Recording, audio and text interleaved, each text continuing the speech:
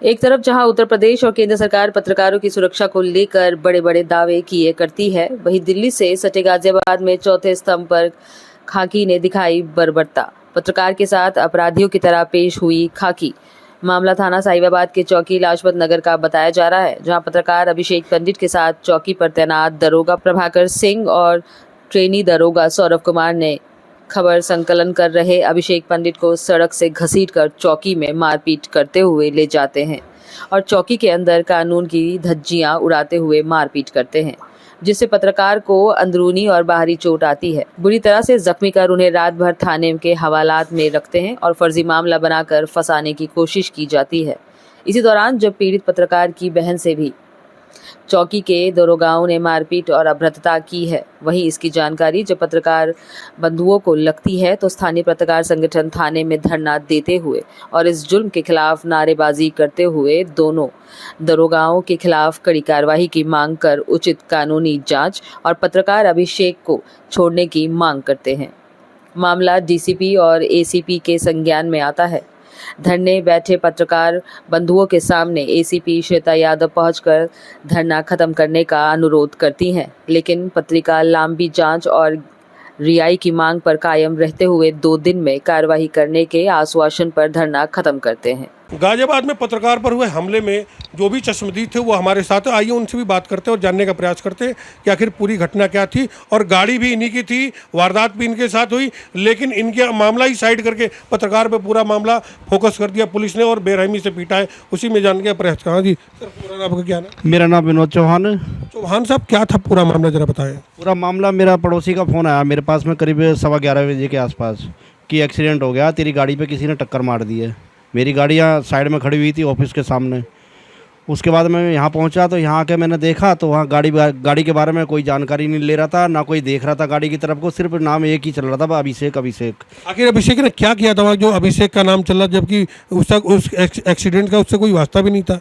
उसका अभिषेक का कोई वास्ता नहीं था। मैंने पूछा, जानकारी ली सभी लोगों से जो वहाँ पे खड़े हुए थे, तो सबने यही कहा अभिषेक का कोई मैटर नहीं है, जिसने एक्सीडेंट किया है वो पकड़ लिया गया है और अभिषेक का तो बेफालतू ही फंसाया गया। सुनने में यह आ रहा कि चौकी इंचार्ज और उनकी टीम जो है अभिषेक पंडित के किसी खबर चलाने से, किसी खबर से कुंठित थे, पूर्वाग्रह से ग्रसित थे, उसका इन्होंने बदला लिया है। इस पर क्या आपका कहना और आपको क्या लगता है पूरा माजरा?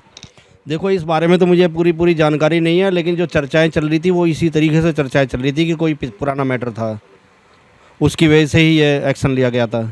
आइए और भी चश्मदीदों से जानने का प्रयास करते हैं जो वहाँ पे थे। आप भी वहाँ पे गई हैं, क्योंकि ये पीड़ित की सिस्टर है, बहन है अभिषेक पंडित। उनसे भी जानने का प्रयास है क्या है पूरा मामला, क्या इन्होंने देखा, इनके साथ क्या वारदात हुई।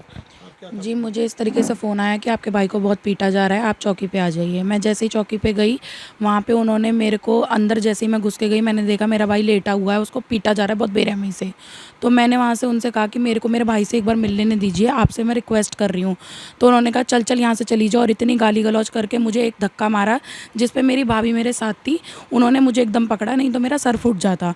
तो फिर मैं दोबारा कोशिश करके दोबारा अंदर गई हूँ, तो उन्होंने इतनी बुरी तरीके से मेरे को हाथ पकड़ के बाहर निकाल के यहाँ मेरे एकदम धक्का मार के मुझे पीछे फेंका है उन्होंने। और इतना ज़्यादा मतलब मेरे साथ दुर्व्यवहार कर रहे थे वो उस टाइम पे कि अगर यहाँ से नहीं गई तो तेरे को भी यहाँ पे मारेंगे, तेरे को भी पीटेंगे, यहाँ से चली जा तू। आखिर इतना दहशत भरा वहाँ माहौल जैसे आप बता रही हैं, आपको क्या लग रहा था? आप किसी चौकी थाने में आई हैं या कैसा वहाँ का माहौल लग रहा था? ऐसा लग रहा था कि यहाँ खुलेआम गुंडागर्दी चल रही है, ना तो कोई कानून मेरी सुन रहा था वहाँ पे। मैं और भी लोगों से बोल रही थी वहाँ पे कि कोई तो कुछ करो यहाँ पे, और मैं उनसे एक बार बराबर पूछ रही थी कि आप किस जुर्म में इसको बोल रहे हो, आप क्यों मार रहे हो, आपने क्यों अंदर किया है, मुझे कुछ तो बताओ।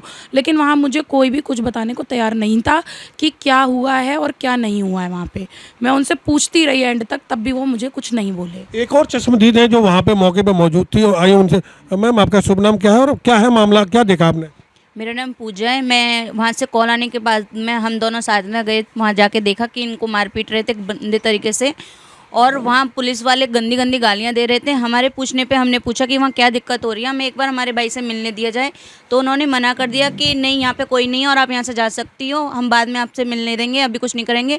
और उन्होंने मेरी बहन के साथ में, नंद के साथ में गंदी तरीके से मारपीट की, गंदे तरीके से टच करके धक्का वक्का दिया और मैंने इनको एक बार बचाया, इनका सर फटने से बचा और हमें भाई से नहीं मिलने दिया। इन्होंने कहा कि चलो हम बाद में आपको कल देखते हैं, तो उन्होंने कहा जो आप पे बने वो आप कर लेना, हम नहीं छोड़ेंगे। एक बात और भी आ रही है कि उस समय पुलिस वालों के नशे में बताया जा रहा है कि उस समय पुलिस वाले नशे में थे, आपको क्या ऐसा लग रहा था?